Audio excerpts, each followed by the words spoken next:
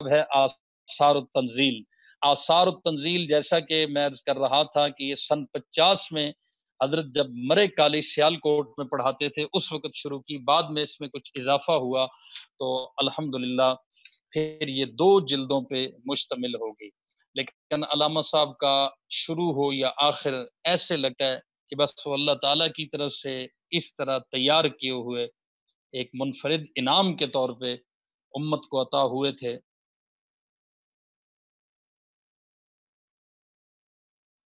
देखिए,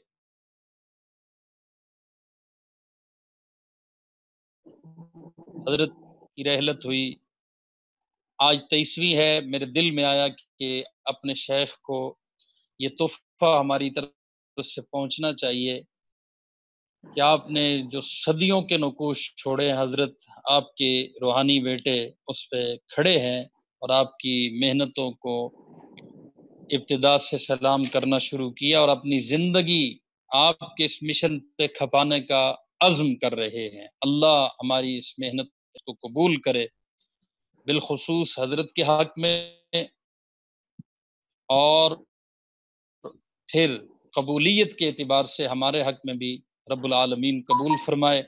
इस पर हकीमुल इस्लाम हजरत मौलाना कारी मोहम्मद तैयब साहब रहमतुल्लाहि तआला अलैहि रहमतुन वासिया, उनकी तकरीबन आधी सदी पहले की एक तहरीर इस पर है, अलामा साहब की इस किताब पर कि ये कैसी किताब है।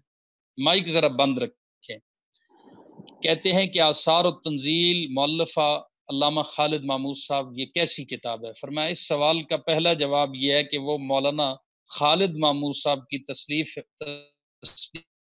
है, जो तसनीफ व तालीफ की लाइन के मारूफ कद्र शहादती कद्र शहूद के उसूल पर मुसन्निफ की इल्मी कद्र मंजलत, तसनीफ की कद्र मंजलत का खुला निशान है। दूसरा जवाब ये है कि किताब के उन्वानात को पढ़ लिया जाए। उन्वान मजमून, मजमून का जो उन्वान होता है वो मजमून का तर्जमा होता है। तर्जमा और उन्वान ही से साहिब मजमून की फ़कात और ज़कावत वाज़े हो जाती है। उलमा का मुसल्लमा मकूला है कि फ़िक़्हुल बुखारी फ़ी तराजमी ही, बुखारी का तफ़क्को और इल्मी उमुक उनके बाब तराजिम और उन्वानात में मख्फी है, जो उन्होंने अहादीस पर कायम किया और हदीस का इत्र निकाल कर तर्जमा में पेश कर दिया। क्या बात है बड़ों की, सुबहान अल्लाह। फरमाया, जिस किताब के तराजिम और उन्वानात ज़रूरतुल कुरान, नुज़ूलुल कुरान, तदवीनुल कुरान, अर्जुल कुरान, सूवरुल कुरान, लिसानुल कुरान, ये वो अल्लामा साहब की किताब का कारी तैयब साहब तारुफ करा रहे हैं। फरमाया वगैरह वगैरह हो, उससे अंदाजा कर लिया जाए कि कुरानी उलूम के मुख्तलिफ पहलुओं पर मुसन्निफ की कितनी गहरी नजर है। सुबहान अल्लाह। बहरहाल ये अवाब और मुसन्निफ दोनों इस जेर नजर किताब की कद्र व मंजिलत के गवाह है। किताब की जो फहरिस्त है वो भी, और खुद हजरत मुसन्निफ भी।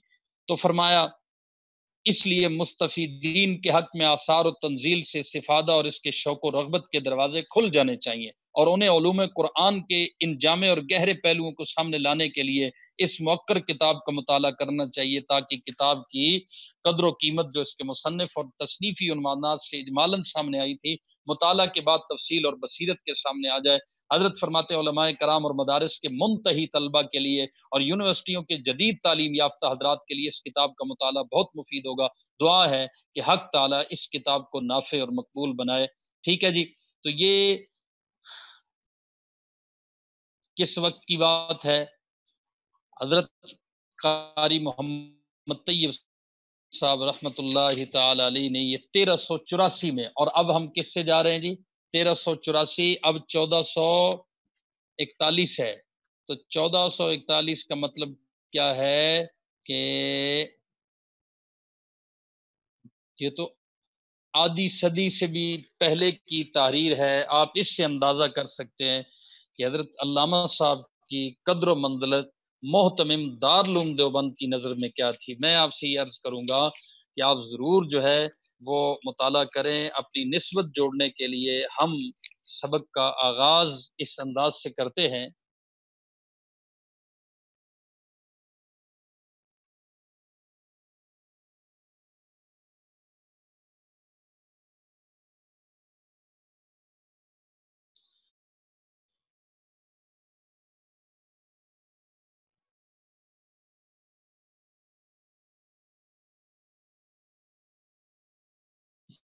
دیکھیے گی سب سے پہلا عنوان ہے ضرورت القرآن، غور کیجئے گا۔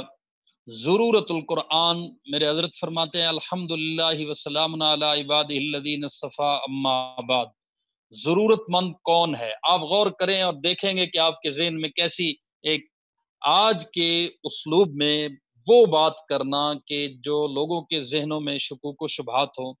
حضرت عجیب بات فرماتے تھے کہ آگے آنے والا وقت یہود کا دور ہے، اور یہود بدبخت ایسی بدبخت قوم ہے کہ جو ہر بات پہ دلیل مانگتے تھے، حتیٰ کہ انہوں نے کہا خدا کے وجود پہ بھی ہمیں دلیل دو کہ خدا ہے یا نہیں، نبیوں سے دلیلیں مانگتے تھے، مار کھا گئے۔ فرمایا اگلا دور آپ سے ہر بات پہ دلیل مانگنے کا ہوگا، آپ گفتگو ہی ایسی کریں کہ کوئی دلیل مانگنے سے پہلے ہی مطمئن ہو جائے۔ یہ میرے حضرت کا خاصہ تھا، غور کرنا ذرا۔ فرمایا ضرورت مند کون ہے؟ جس کو قرآن کی ضرورت ہو۔ کائنات میں اس کی ضرورت انسان کو ہے جو اشرف المخلوقات ہے۔ قرآن کا ضرورت مند کون ہو سکتا ہے سوال؟ تو فرمایا کائنات کی یہ ضرورت انسان کو ہے جو اشرف المخلوقات ہے، اور ہدایت حواس اور ہدایت عقل کی منزلوں سے گزرتے ہوئے، یعنی فطرت کی کچھ رہنمائی ہے، کچھ حواس کی رہنمائی ہے اور کچھ عقل کی رہنمائی ہے، ان سب سے گزرتے ہوئے اپنی ضروریات میں اب وہ کسی آسمانی ہدایت کا منتظر کھڑا ہے۔ اس کے پاس پہلے کیا ہے جسے وہ پائے ہوئے ہے، اور اب وہ کسی اور چیز کا ضرورت مند ہے جس تک اس کی اپنی عقل کی پرواز نہیں۔ آج کے اس موضوع میں اسی ضرورت کا بیان ہے۔ دیکھیے ہدایت فطرت کیا ہے؟ ہدایت فطرت یہ ہے کہ آپ کو پتا ہے کہ یہ پہاڑ ہے، یہ بے جان ہے، اور سامنے ایک انسان ہے، اس کے ادھر ایک گدھا گھوڑا کھڑا ہے۔ یہ آپ کو گویا کہ فطرت کے کچھ جو فرق ہیں انہوں نے بتا دیا۔ اس کے ساتھ حواس نے بتا دیا کہ یہ سخت ہے، اتنا سخت ہے کہ پتھر جیسا ہے، یہ سخت ہے تو اتنا ہڈی ہے، ٹھیک ہے، یہ سخت ہے تو اس طرح کا ہے جیسے لکڑی سخت ہوتی ہے۔ بھئی پتھر میں کیل نہیں جاتا، لکڑی میں کیل چلا جاتا ہے، تو سخت دونوں ہیں، لیکن آپ کی حواس نے رہنمائی کی کہ یہ کس قدر سخت ہے، یہ کتنا سخت ہے، یہ سخت ہے بھی کہ نہیں، ٹھیک ہے جی۔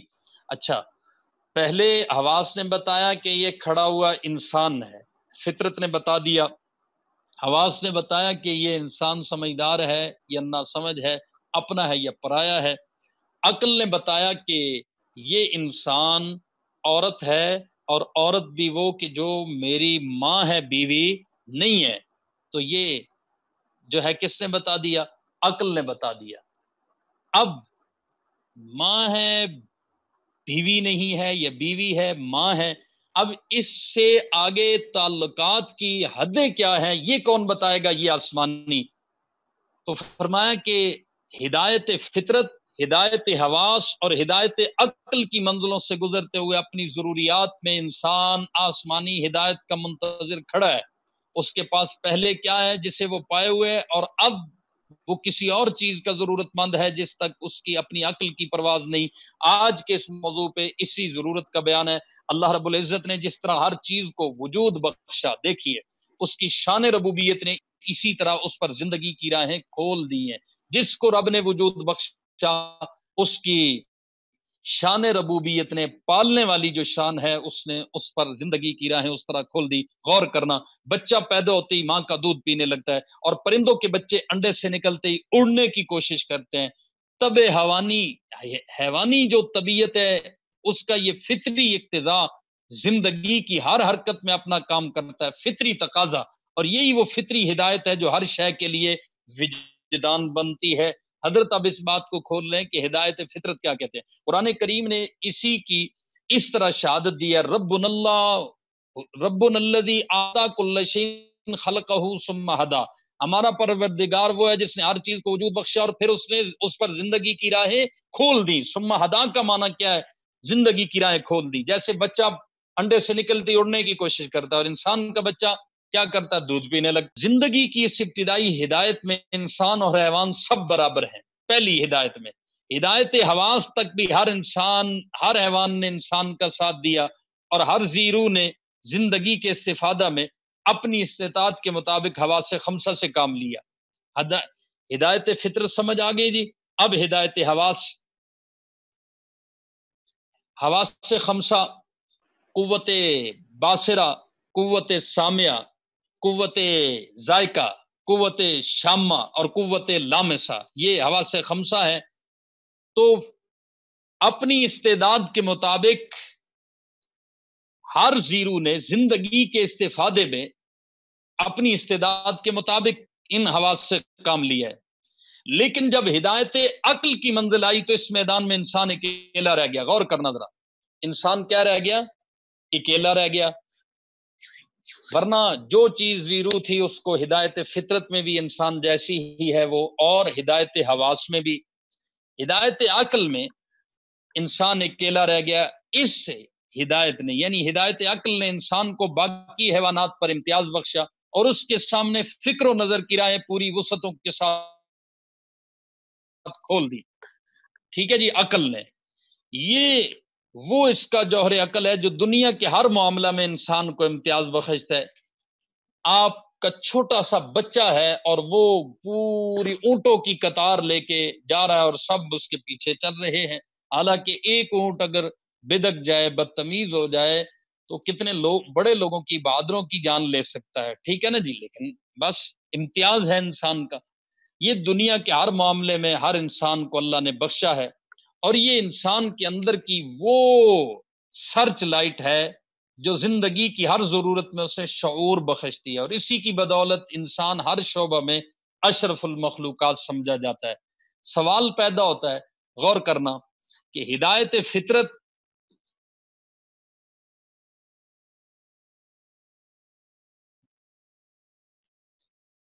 صرف میسج میں بتا دیں کہ میری بات سمجھ آ رہی ہے، مائک نہیں کھول لیں، آپ کی مہربانی ہے. سوال پیدا ہوتا ہے، میں نے آپ کے سامنے 3 ہدایتیں رکھی: ہدایت فطرت، ہدایت حواس، اور تیسری کیا تھی؟ ہدایت عقل. ہدایت فطرت، ہدایت حواس میں ہر زیرو برابر ہے، انسان بھی ایک زیرو ہے اور یہ برابر ہے ان میں. ہدایت عقل میں انسان اکیلا رہ جاتا ہے اور اسی کی وجہ سے اشرف المخلوقات کہلاتا ہے. اتنی بات ہو گئی. سوال پیدا ہوتا ہے کہ ہدایت فطرت، ہدایت حواس اور ہدایت عقل کے بعد انسانی ترقی کے لیے کوئی اور چوتھا درجہ بھی ہے؟ سبحان اللہ.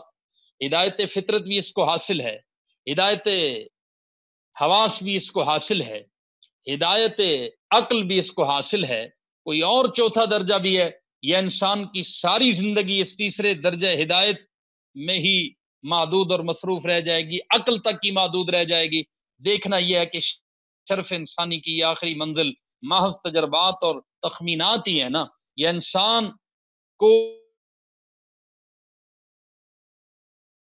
نقطہ یقین ملت کیوں ہے؟ سوال پیدا ہوتا ہے. اس کا جواب اس پہلے سوال کے سمجھنے پر موقوف ہے. یہی احساس ضرورت کبھی ضرورت دین کے نام سے اور کبھی ضرورت وحی کے عنوان سے اور کبھی احتیاج رسالت کے الفاظ سے سامنے آتی ہے. اسی حقیقت کو ہم یہاں ضرورت القرآن کے نام سے پیش کر رہے ہیں. جہاں تک تو چوتھے درجے کی ضرورت کا تعلق ہے، اس کی تائید تمام ادیان اور مذاہب نے بیک زباں ہو کر کی ہے، اور اس آسمانی ہدایت کی ضرورت پر دنیا کی تمام ملتیں بلا اختلاف متفق ہیں. دنیا کے 95% انسان کسی نہ کسی عقیدے یا مذہب سے ضرور وابستہ ہے. یہ اس حقیقت کی مشترکہ شہادت ہے کہ انسانی وجدان نے محض عقل کی پرواز کو ناکافی سمجھ کر ہمیشہ آسمانی رہنمائی کی تلاش کی ہے. اب دیکھیے آگے حضرت عنوان دیتے ہیں کہ زندگی کی پابندیاں اسی جوہر عقل کے باعث ہیں، اور شریعہ کا کوئی مطالبہ نہیں کیا جاتا. لیکن دیکھنا یہ ہے کہ عقل خود کیا چیز ہے. غور کرنا ذرا، عقل خود کیا چیز ہے. اب اوپر وحی کی طرف جانا ہے نا، ضرورت القرآن کی طرف جانا ہے. یہ تاریخی تجربات کا وہ خلاصہ ہے جس نے ہر نئے انکشاف پر ہمیشہ ایک نئی کروٹ لی ہے.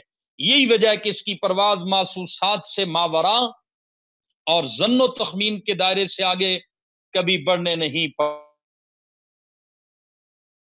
کچھ کہتا ہے تو اس سے، اور انسان حالات کے تغیرات اور انسانی تجربات کا یہ ارتقاء، مطلب انسانی تجربات کا آگے بڑھنا، کائنات کے علم میں اضافہ تو کر سکتا ہے لیکن اس سے نوع انسانی کو کوئی نقطہ یقین میسر نہیں آ سکتا. آپ تھوڑا سا الفاظ اور حضرت کی جو اردو ہے لیکن تھوڑی سی دلچسپی پیدا ہو گئی تو آپ خود محسوس کریں گے کہ آپ کی زبان پہ علم بول رہا ہے۔ سینکڑوں فلسفی حیرت کی اس وادی میں سرگرداں رہے، لیکن اطمینان کی دولت آسمانی ہدایت کے سوا اور کہیں میسر نہیں آئی۔ الا بذکر اللہ تطمئن القلوب، آگاہ رہو کہ اللہ تعالیٰ کے ذکر ہی سے دل مطمئن ہوتے ہیں۔ حاصل کلام یہ ہے کہ اگر اس چوتھے درجے ہدایت کا وجود تسلیم نہ کیا جائے، تسلیم ہے جو وہی کی ہدایت ہے، اس کی ضرورت فرماتے ہیں کہ اگر اس کا وجود تسلیم نہ کیا جائے تو انسانیت بالکل ناقص رہ جاتی ہے، اور دار کائنات کو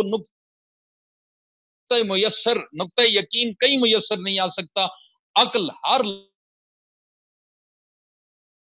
دولت ہی ہے جو انسان کو شرف تکمیل بخشتی ہے۔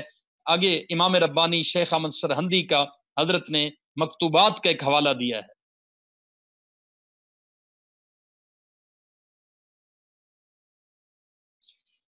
اب اس یقین یابی کے لیے مذہب کی ضرورت انتہائی شدید ہے، اور ظاہر ہے کہ اس سرچشمے ہدایت کے طور پر قرآن کے آب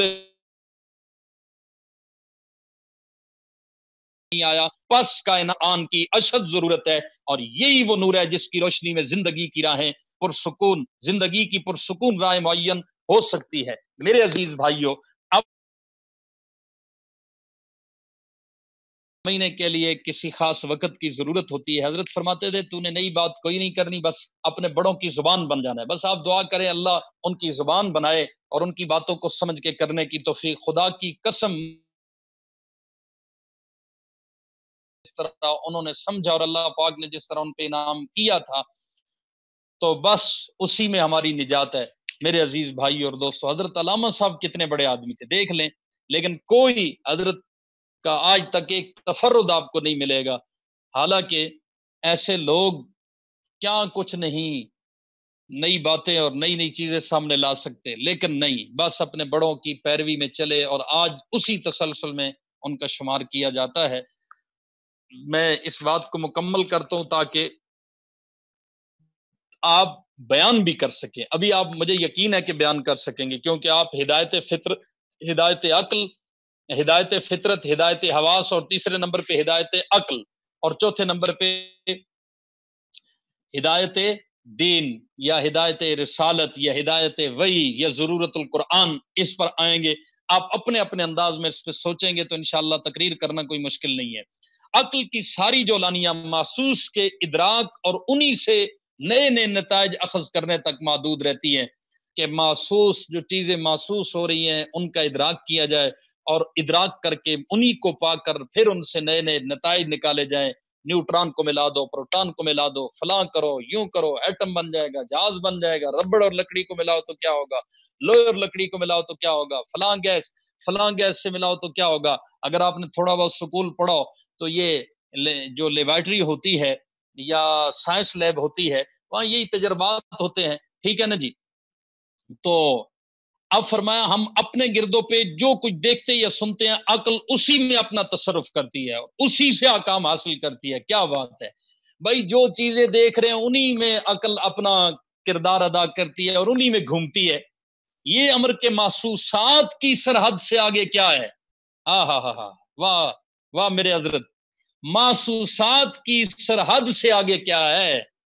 واہ واہ واہ، کیا بات ہے، کیا بات ہے۔ جنہوں نے کتابیں پڑھی ہوں یا کتابیں پڑھتے ہیں ان کو پتا ہے کہ یہ جملہ محسوسات کی سرحد، جہاں پہ محسوسات ختم ہو جاتی ہیں اس سے آگے کیا ہے؟ بس اس کا کوئی جواب نہیں ہے۔ واہ میرے حضرت واہ، یہ وہ مقام ہے جہاں آ کر فلسفیوں کے پاؤں لڑکھڑا گئے اور عقل عاجز ہو کر رہ گئی۔ واہ میرے حضرت، اللہ یہ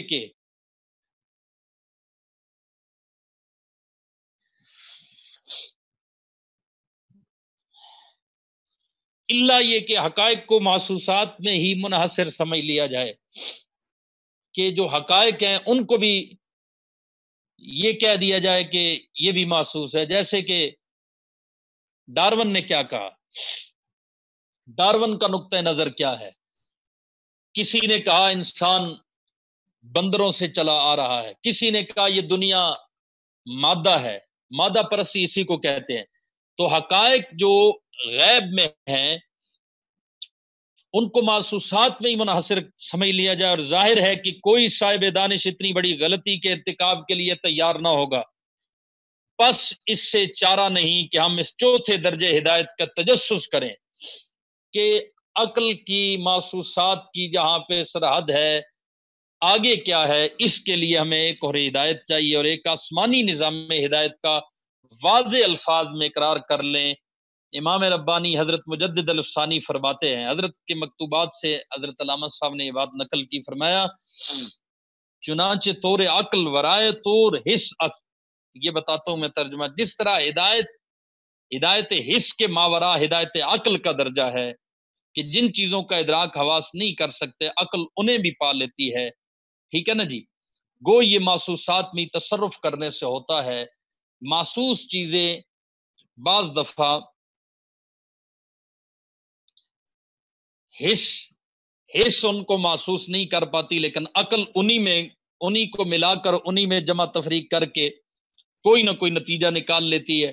تو ہدایت حس سے اگلا درجہ کیا ہے؟ ہدایت عقل کا۔ اسی طرح ہدایت عقل کے آگے ہدایت نبوت کا درجہ ہے کہ جس بات کو ہم عقل سے دریافت نہیں کر سکتے اسے نور نبوت کے ذریعے معلوم کر سکتے ہیں۔ حاصل اس بات کا کیا ہے کہ عقل کا دائرہ اپنی پوری وسعتوں کے باوجود پھر بھی محدود ہے، اور انسانی ارتقاء کی سرحدیں معین نہیں ہیں۔ بس اس ارتقاء کے لیے ہدایت عقل سے آگے ایک اور چوتھے درجے کی ضرورت ہے۔ اس صورت میں ضرورت وحی سے کوئی چارہ نہیں، اور اس کی بدولت انسانی ترقی لازوال ہے۔ اس کی بدولت روحانیت کے چشمے خشک ہو جائے تو عقل کے باغیچوں میں خاک اڑنے لگتی ہے۔ مادی علوم اور تجرباتی نظر و فکر اس کارگاہ کائنات کا مادہ ہے، ٹھیک ہے نا جی۔ بس جس طرح مادہ کی زندگی روح سے وابستہ ہے، مادہ، حضرت کا جملہ دیکھیں آپ، مادہ کی زندگی، اب میں آپ کوئی جو وجود رکھتا ہے اس کی زندگی کس سے وابستہ ہے؟ روح سے وابستہ ہے۔ اس کے اندر ایک روح ہوتی ہے، پودا ہے بھائی، ایک وقت پہ جا کے خشک ہو جاتا ہے، اس کا وجود ہمیں گرتا ہوا نظر آتا ہے، خشک ہو جاتا ہے۔ انسان ہے، اس کا وجود ہمیں بالکل خاموش نظر آتا ہے، کیا ہے؟ روح اندر سے چلی گئی۔ تو کائنات ساری مادہ ہے، وہی اس کے لیے روح ہے۔ سبحان اللہ، سبحان اللہ۔ فرمایا اس مادہ کائنات کے لیے روح کائنات لازمی ہے، اور روحانی علوم کے چشمے کائنات کے ارتقاء کو زندگی بخشتے ہیں، اور مادہ کائنات اسی سے اپنی زندگی پاتی ہے۔ باقی پھر انشاءاللہ آگے چلیں گے، کچھ مناسبت ہو گئی حضرت کی آثار و تنزیل جو ہے آپ اس سے آغاز کر چکے۔ اللہ رب العالمین ہمارے حضرت کو بہت زیادہ اجر عطا فرمائے کہ انہوں نے اس دور میں ہمیں آسمانی علوم اور دینی علوم کی ضرورت کس طرح محسوس کرائی، اور جتنا دین ہمیں سمجھ آیا یا آگے ہم نے چلنا ہے اس میں حضرت کا بہت بڑا حصہ ہوگا۔ اللہ ہماری طرف سے ان کو بہت زیادہ اجر عطا فرما۔ کوئی اور مشورہ ہو، کوئی اور ارادہ ہو، میری طبیعت تو آپ کے سامنے ہے کہ تھوڑی آخری تھوڑی پوائنٹ دیر دوبارہ کے ریپیٹ بعد کر دیں، مادی زندگی کی ہاں روح جی سے وابستگی اس جی، آخری کوئی سمجھ بھی نہیں شے آیا۔ مادی ہے نا، کوئی بھی مادہ شے ہے، یاد رکھیں مادی علوم جو ہے تجرباتی نظر و فکر اس کارگاہ کائنات کا مادہ ہے۔ جتنے بھی عقل کے تجربات ہیں یہ اس کائنات کا کیا ہے؟ مادہ ہے۔ ظاہر ہے مادہ ہی ہے کہ آپ نے جو چیزیں محسوس ہو رہی تھی، پکڑی جا رہی، سونگھی جا رہی، چکھی جا رہی، دیکھی جا رہی ہیں، ان ٹھیک ہے نا جی، ان محسوس کی جانے والی جی چیزوں کو کہا مادہ۔ عقل مادے تک رہتی ہے۔ پس جس طرح مادہ کی زندگی روح سے وابستہ ہے، مادہ کچھ نہیں ہے اگر روح نہ ہو۔ ہر مادہ آپ دیکھ لیں اس کے اندر ایک روح ہوتی ہے، اس کی ایک زندگی ہوتی ہے۔ تو اگر پوری کائنات کو آپ مادہ کہتے ہیں تو اس کے لیے کائنات کی روح بھی تو ہوگی نا، اس روح کائنات کی ضرورت ہے۔ اور روح کائنات ابھی چونکہ سبق درمیان میں ہے، آگے چلے گا تو مزید کھلے گا کہ روح کائنات مادہ ہے سب نظر آنے والا، اگر تو اس کی کوئی روح بھی تو ہوگی، روح کائنات۔ تو وہ فرمایا کہ وہ روح کائنات کیا ہے؟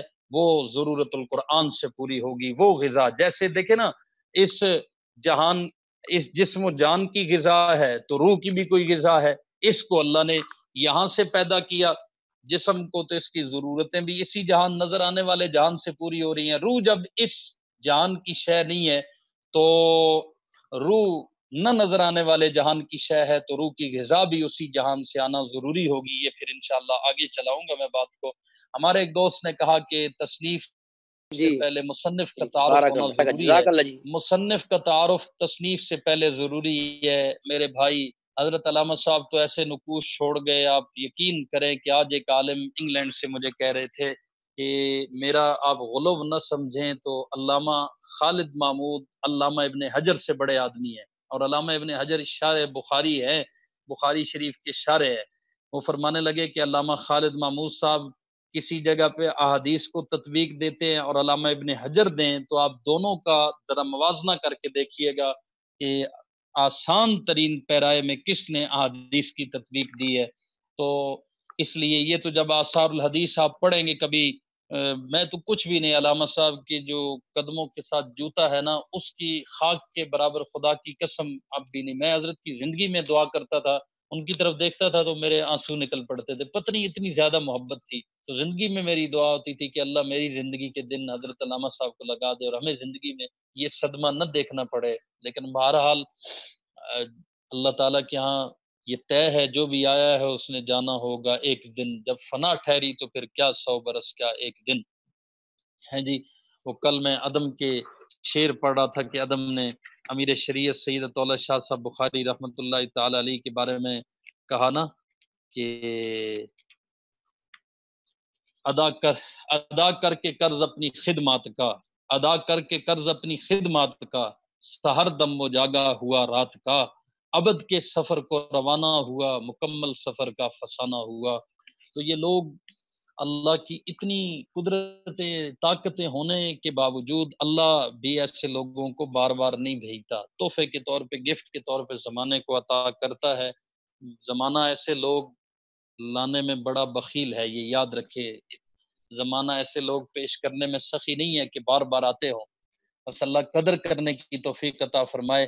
حضرت علامہ خالد محمود صاحب آپ دیکھ رہے ہیں کہ سوشل میڈیا پہ حضرت کس طرح اہل علم اور طلباء اور دین کے ساتھ وابستہ لوگوں کے اس وقت وہ منظور نظر، اور ایسے لگتا ہے کہ علامہ صاحب کی روح. اور میں ایک جملہ آپ سے کہوں گا، جیسے سید احمد شہید رحمۃ اللہ تعالی علیہ جب نکلے بالا کوٹ شہید ہونے سے پہلے کچھ عرصہ انہوں نے اپنی پھوپھی ذات بین کو کہا کہ میں جہاد کے لیے جا رہا ہوں اور میں مر گیا تب بھی سمجھنا کہ میں زندہ ہوں. یہ ان کا مکتوب مولانا ابو الحسن علی ندوی کی کتاب میں ہے، تاریخ دعوت و عزیمت میں. فرمایا کہ جب تک بر صغیر سے شرک کا خاتمہ نہیں ہوتا میں حق والوں کے اندر روح کی صورت میں تڑپتا رہوں گا. تو میں آپ سے یہ کہوں گا کہ جب تک اس سرزمین سے ہماری زندگیوں میں شرک ہے، رفض ہے، قادیانیت ہے، ہم نے سمجھنا ہے کہ ہماری رگوں میں علامہ خالد محمود اور ہمارے دل و دماغ میں حضرت علامہ ڈاکٹر خالد محمود صاحب دوڑ رہے ہیں اور ہمیں بیدار کر رہے ہیں. آپ اپنی زندگی کو اس طرح متحرک بنا لیں.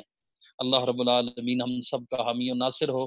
یہ جو گروپ ہمارا دور تفسیر آیا تو صحابہ کا چل رہا ہے، میرے دل میں یہ آیا، ہم نے ایک گروپ بنایا فیوزات علامہ خالد محمود. اس میں ابھی تو فی الحال عام کسی کو نہیں رکھا چونکہ حضرت کے حوالے سے کچھ باتیں ظاہر ہے کہ طے کرنی ہے، ان پر اتفاق بڑا ضروری ہے. حضرت کے حوالے سے بعض چیزیں جیسے ہوتا ہے اساتذہ کے نام حضرت خفا میں رکھتے تھے، اس لیے وہ جو جماعت یا حضرت کے دوستوں میں جو بہت گہرے اور حضرت کے مزاج اور منہج کو سمجھنے والے وہ فی الحال انہی پہ مشتمل رکھا ہے، وہ تو اس طور پہ چلتا رہے گا. لیکن اس دور تفسیر آیات الصحابہ کو اگر ہم آگے منتقل کر دیں، ظاہر ہے کہ آخر میں ہم پہنچ چکے ہیں کہ علوم علامہ خالد محمود.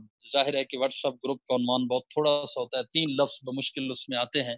تو علوم علامہ درس، علوم حضرت علامہ، اس طرح ہم کوئی کر لیں گے ترتیب. آپ اس بارے میں بھی تجویز دیں اور انشاءاللہ آپ دیکھیں گے کہ قرآن، حدیث، فقہ کے حوالے سے پورے دین کی یہ بنیادیں ہیں، یا تصوف ہے، یا رفض ہے، قادیانیت ہے، یہ بس چلتے رہنا چاہیے سلسلہ. حضرت نے جتنا کوئی لکھ دیا ہے اگر سبقن اللہ ہمیں پڑھنے کی توفیق عطا فرمائے تو زندگی کا لطف آ جائے گا. آپ اس بارے میں مجھے اپنی تجاویز بھی دیجیے گا، ہمت کے لیے دعا بھی کیجیے گا. آج جو ہے طاق رات ہے، آپ نے حضرت کے لیے کچھ نہ کچھ تلاوت کر کے ضرور ایصال ثواب کرنا ہے۔ وہ بڑے وفادار تھے، جس سے تعلق ہے وہ جانتا ہے ہم کیوں اتنے پریشان ہیں، اس لیے کہ بڑے بہت سارے ہیں، لیکن علامہ صاحب وہ تھے کہ جس سے تعلق ہے تو تعلق ہوتا اس کی ایک ایک بات کی خبر لیتے۔ ٹھیک ہے جی، تو آج جو ہے وہ 23ویں شب ہے نا، 23ویں شب بھی ہے۔ السلام علیکم ورحمۃ اللہ وبرکاتہ۔ استاد جی محترم ایک بات کر لو؟ جی اچھا، معذرت کے ساتھ وہ یہ کہ ماشاءاللہ ہم نے یہ شروع تو کر لیا ہے، لیکن میری ادنا سی رائے یہ ہے کہ پہلے یہ تفسیر ختم کر لیتے ہیں، پھر بعد میں ایک دم سے اکٹھا، جیسے ہمارے پاس زیادہ ٹائم ہوتا ہے تو زیادہ ٹائم میں پھر ہم اچھے طریقے کے ساتھ ایک چیز پڑھ سکیں گے۔ اس طرح ہم کچھ چیز میں نا مناسبت ہو چکی ہے، کچھ چیز کو ہم نے ٹچ کر لیا، لیکن اب جیسے کہ کچھ بھائیوں کو اس لیول کی، اس سطح کی سمجھ نہیں آتی کہ جس میں پھر آگے زیادہ جائیں گے وہ تشریح زیادہ ہوگی۔ مثلا جیسے کہ اب ایک ٹائم میں آپ آدھا گھنٹہ بولتے ہیں، ایک آپ 10 منٹ میں بولتے ہیں، تو آدھا گھنٹہ اور 10 منٹ میں فرق ہو جاتا ہے نا۔ تو وہیں سبق اگر ہم مکمل 40 منٹ کی کلاس لیں گے یا آدھا گھنٹے کی کلاس لیں گے تو اس میں زیادہ تشریح آ جائے گی، زیادہ باتیں آ جائے گی۔ میں اصل میں یہ عرض کرنا چاہتا ہوں کہ ایسا نہ ہو، میرے دل میں یہ خیال کیوں آیا کہ حضرت کے علوم بھی گم ہو جائیں انہی چیزوں میں کہ جیسے چند دن کسی بزرگ کی وفات کے بعد تذکرہ رہتا ہے، لوگ علماء طلباء اس طرف آئیں۔ زندگی میں اگر چلو قدر نہیں ہو سکی، یہ چیزیں موجود تھی تو اب تو قدر کرنی چاہیے، اس طرف آئیں۔ میں کہتا ہوں کہ گرم گرم ابھی حضرت کے حوالے سے جذبات ہیں تو ہم نے اس لیے شروع کر دیا ابھی تھوڑا، بالکل صرف مناسبت کے لیے، ورنہ اصل ہمارا وہی ہے، وہ بھی حضرت ہی کے لیے اور حضرت ہی کا تجویز کرتا ہے۔ وہ چونکہ اب ہمیں لگ گیا کہ انشاءاللہ مکمل ہو جائے گا، تو مناسبت کے لیے تھوڑا تھوڑا، تاکہ آپ کی مناسبت پیدا ہو جائے، پھر لاک ڈاؤن بھی کھل جائے گا، آپ کتاب بھی لے لیں گے اور میں تھوڑا سا بھی پڑھا دوں گا تو آپ کو پھر مطالعہ کے لیے جو سبق دیا جائے گا اس میں آپ انشاءاللہ بھرپور تیار کر لیں گے۔ اور ایسا نہیں ہے آپ جس کو کہہ رہے ہیں نا کہ آگے تشریحات میں شاید کوئی مشکل پیش آئے، نہیں نہیں نہیں، علامہ صاحب اسی ترتیب سے چلتے ہیں، کتاب کے شروع سے لے کر آخر تک اللہ پاک نے بہت کام لیا، اور حضرت کے ایک جملے پہ دل سے دعا نکلتی ہے اہل علم کے لیے، ایک جملہ، اور اس کو آپ تقریر کی صورت میں کئی گھنٹوں پہ پھیلا سکتے ہیں۔ ٹھیک ہے نا جی؟ رمضان میں اس لیے شروع کیا کہ نفل فرائض کے برابر ہوتا ہے، فرائض 70 گنا فرائض کے برابر، تو حضرت رحمت اللہ تعالی علیہ کے احسانات ہیں امت پہ، جو بھی جاتا ہے وہ بول کے تو نہیں بتا سکتا نا کہ مجھے اس ثواب کی ضرورت ہے، لیکن وہ اس پہ بہت زیادہ ان کو راحت ملے گی، خوشی ملے گی، اطمینان ملے گا۔ ہمارا فائدہ تو ہے ہی ہے کہ ہم پڑھ رہے ہیں اور اسی کے بل بوتے پہ ہم نے اپنی دینی زندگی گزارنی ہے، سوالات کے جوابات دینے ہیں، لیکن اپنے بڑوں کا حق ادا کرتے ہوئے رمضان میں انہیں ثواب پہنچانا ہے۔ اور آئندہ شاید دن کی کلاس اب نہ ہو، رات کو ہی کلاس ہوگی، اس لیے 1 گھنٹے کا ذہن ضرور بنا کے بیٹھا کریں۔ اللہ تعالی ہم سب کا حامی و ناصر ہو۔ گروپ میں مشورے بھی دے دیا کریں، اور انشاءاللہ کتابیں بھی بھیجی ہیں گروپ میں، آپ اس سے PDF سے ڈاؤن لوڈ کریں اس آثار تنزیل کو، اور ضرورت القرآن والے حصے کا ضرور مطالعہ کر لیجئے گا۔ حضرت کی تقاریر کی کلپ بھی جو چیزیں آ رہی ہیں انشاءاللہ آپ تک پہنچتی رہیں گی، بس وہ نہیں ہوں گے، باقی ساری چیزیں ملتی رہیں گی۔ اللہ تعالی جزا خیر دے دو۔ جی ادھر میٹنگ ختم ہو جائے گی۔ جی سجی رائے یہ ہے کہ ہم نا رات کو 2 سیکشن کر لیا کریں، ایک سیکشن میں ہم تفسیر کے متعلق ساری بات کر لیں اور دوسرے سیکشن میں ہم صرف علامہ صاحب کی جو آپ چاہ رہے ہیں۔ ٹھیک ہے جی انشاءاللہ۔ بس وہ میرا غم تازہ ہے نا جی، تو ہمت ہی نہیں ہو رہی، جب تک علامہ صاحب کی بات ہو دل لگ جاتا ہے، تو بس ایک سمجھ لیں کہ میرے لیے تھوڑا سا چلنے کو جو ہے نا ہمت باندھنے کو ضروری ہے کہ حضرت کی بات ہو، ان کی کتاب ہو، تو کچھ تھوڑا سا آنسوؤں کے ذریعے غم ہلکا ہو جاتا ہے۔ ٹھیک ہے، آپ دوستوں کا اس میں ایک رہے گا تعاون، اور انشاءاللہ آپ چلیں گے آگے، محسوس کریں گے۔ میں نے دیکھا جامعہ شرعیہ میں کہ استاد جی پڑھا کے نکلے اور ادھر سے صوفی سرور صاحب کی گاڑی آ گئی، اور صوفی سرور صاحب نے پاؤں باہر نکالے، پھر اترے نہیں علامہ صاحب کے احترام میں۔ وہ بڑا ایک والا قابل کسی نے قید نہیں کیا کیمرے میں، لیکن وہ بڑا ایک منظر تھا. بس وہ حضرت صوفی صاحب کے خادم لینے نہیں دیتے تھے. میں نے کئی دفعہ ساتھیوں کو کہا یار کوئی منظر محفوظ کر لو. صوفی صاحب بہت احترام کرتے تھے, شاگرد بھی تھے نا, مناظرہ حضرت علامہ صاحب سے پڑھا تھا. وہ نا منظر بہت بس وہ آنکھوں کے کیمروں میں محفوظ ہے جی. پھر غم تازہ ہو جاتا ہے ہمارے تو حضرت کے ساتھ اس طرح لمحات گزرے. اور اپنی آنکھوں کی حقیقت آپ کو بتاؤں کہ بندہ سوچتا ہے کہ صحابہ کو حضور سے کتنی محبت ہوگی, اور واقعات بڑی آسانی سے سمجھ میں آ سکتے ہیں جب ہم پڑھتے ہیں کہ صحابہ حضور کو دیکھ کے بھوک پیاس مٹاتے تھے. تو اس سے سمجھ میں آتا ہے کہ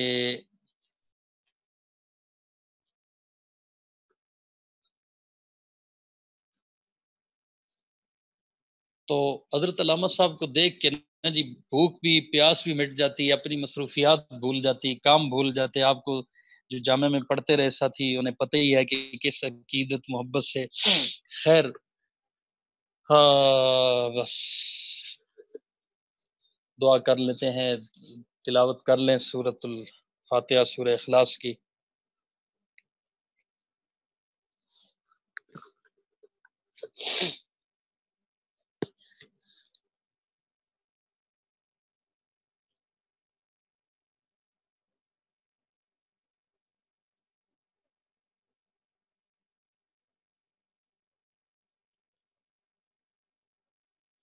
ربنا آتنا فی الدنیا حسنہ وفی الآخرۃ حسنہ وقنا عذاب النار. پروردگار عالم ہماری ساری جہد کی اللہ ساری برکتیں ہمارے حضرت کو نصیب فرما. حضرت ان کے لیے سال ثواب کرتے ہیں. اللہ پاک ہمارے حضرت کو کروٹ کروٹ راحت نصیب فرما. اللہ ان کی بال بال درجات کی بلندی فرما. اللہ ہمارے ساتھ ان کا روحانی تعلق مضبوط فرما. میرے مولا ان کی توجہات ہمیں نصیب فرما. اللہ نفس عظیم بندے کو تو نے جن انعام سے نوازا تھا, اللہ ہمیں بھی اسی راہ پہ چلنے کی توفیق عطا فرما. اپنے مقبول اور محبوب بندوں میں شامل فرما. حضرت علامہ صاحب کی ایک ایک لفظ سے ایک ایک اللہ جملے کی قدر کرنے کی توفیق عطا فرما. اللہ ان جیسا اخلاص, سادگی, تھڑپ, ان جیسی ادائیں نصیب فرما. اللہ ہم سب کی طرف سے حضرت کو بہت زیادہ اجر عطا فرما. ربنا تقبل منا انك انت السميع العليم وتب علينا انك انت التواب الرحيم. صلی اللہ تعالی علی خیر خلقہ محمد وآلہ وصحبہ اجمعین.